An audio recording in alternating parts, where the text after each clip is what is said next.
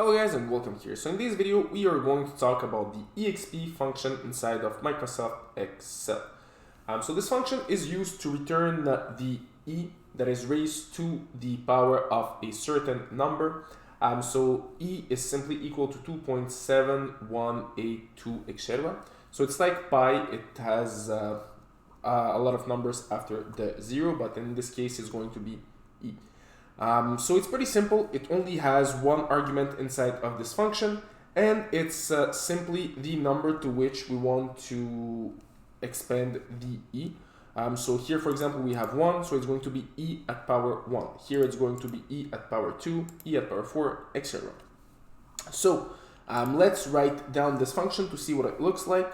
So we start with an equal sign, and then we can just write down EXP, and then we can open up our parentheses.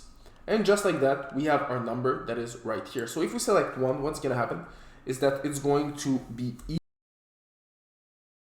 And just like that, we are going to have our e right here. So we can add some more decimals or take away some decimals. So just like that, I have added a couple of decimals.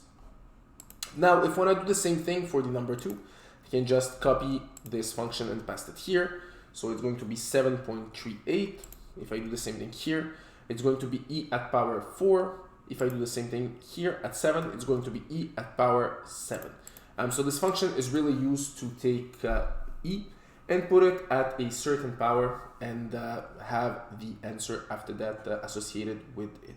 So this is how we use the EXP function inside of Microsoft Excel. So if you want to learn more about Microsoft Excel, you can check out my courses in the link down below. And if you like this video, don't forget to leave a like, to subscribe, and see you in another of my videos.